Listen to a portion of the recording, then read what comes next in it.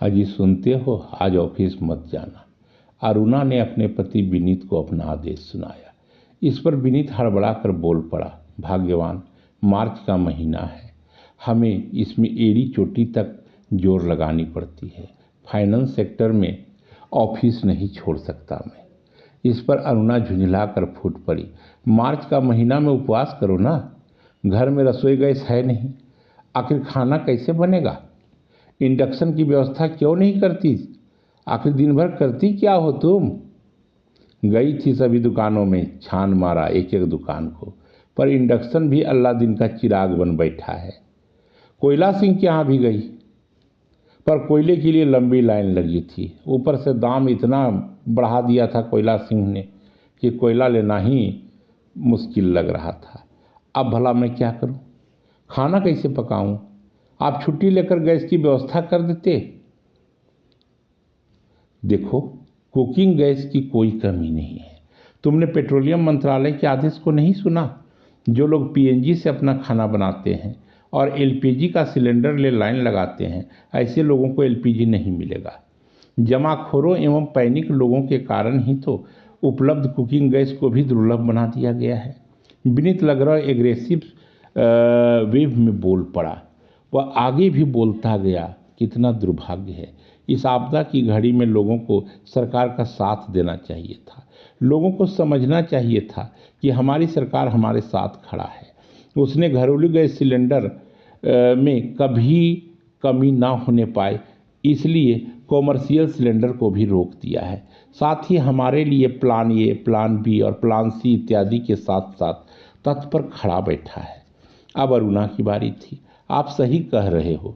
जिस Hormuz state में बड़े बड़े देशों के जहाज फंसे हैं, वहाँ से हमारी सरकार ने ईरान सरकार से बात कर हमारे लिए पेट्रोलियम और गैस की उपलब्धता का मार्ग प्रशस्त किया।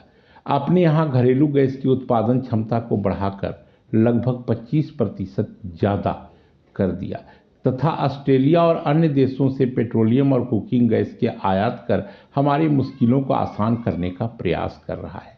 हमें पैनिक होने से बचना चाहिए। अनावश्यक कुकिंग गैस स्टॉक करने से भी बचना चाहिए। ये तो ठीक है भाग्यवान, हमारी सरकार सक्षम है।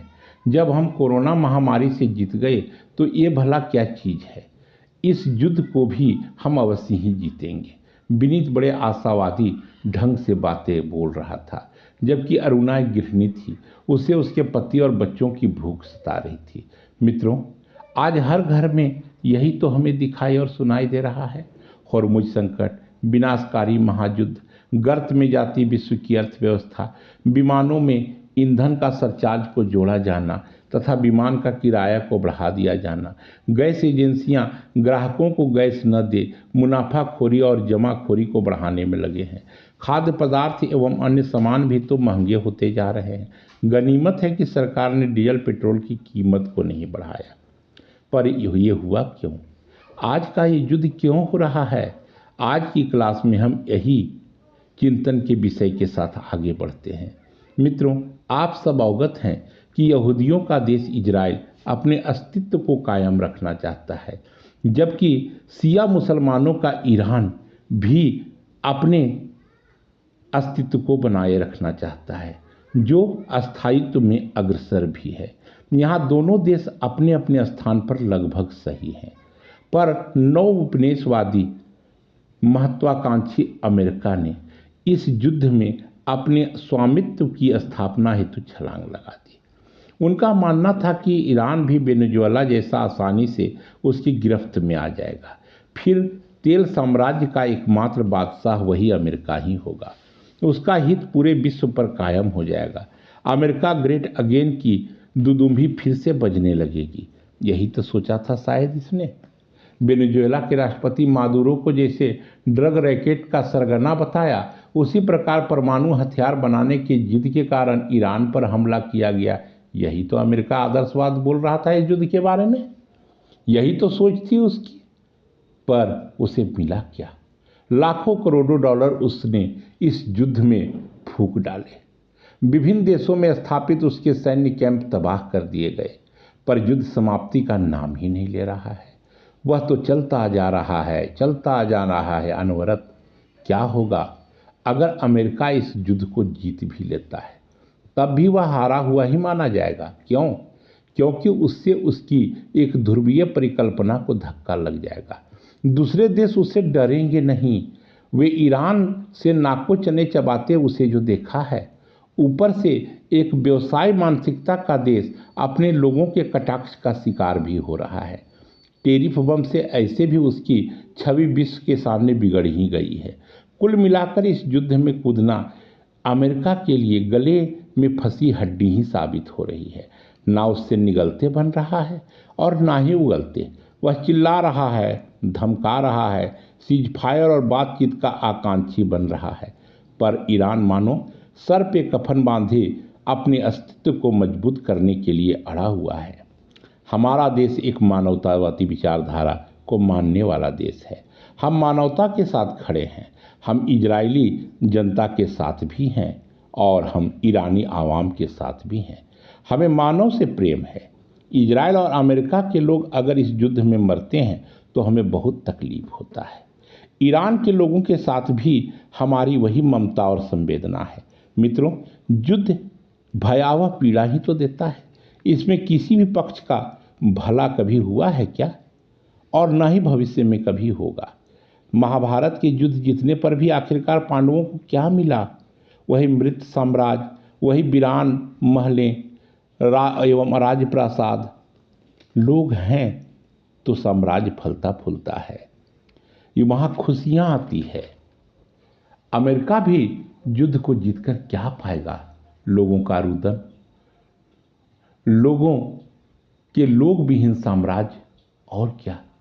माना वह तेल साम्राज्य का बादशाह बन भी जाता है, पर उसका तेल खरीदेगा कौन जब लोग ही नहीं होंगे? मैं इसलिए कह रहा हूं क्योंकि इस युद्ध की भयावहता इतनी तेजी से फैल रही है कि तृतीय विश्व युद्ध बनने में शायद ही इसे रोका जा सकता है।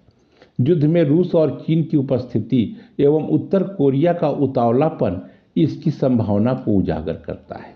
समय रहते इस युद्ध को रोका जाना चाहिए। युद्ध को बातचीत से ही हल किया जा सकता है। दोनों पक्षों को शांतिपूर्ण ढंग से अपने मुद्दों को सुलझाने का प्रयास ही इस युद्ध को रोकने का सर्वोत्तम उपाय है। क्योंकि अगर तीसरा विश्व युद्ध छिड़ा तो हम प्रागैतिहासिक काल में लौटने को विवश हो जाएंगे। वहाँ न हमें पेट्रोल डीजल की ज़रूरत होगी और न ही ईंधन गैस की। हम प्रकृति की गोद में ही रहेंगे।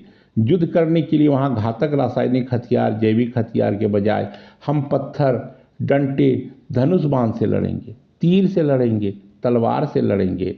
वहाँ ना गूगल होगा और ना ही 5G सिम, ना तो लग्जरी वाहन होगा, ना ही रेस्टोरेंट का भोजन। हम शिकार करेंगे, आग में पकाएंगे। यही हमारा विज्ञान होगा और यही तकनीक।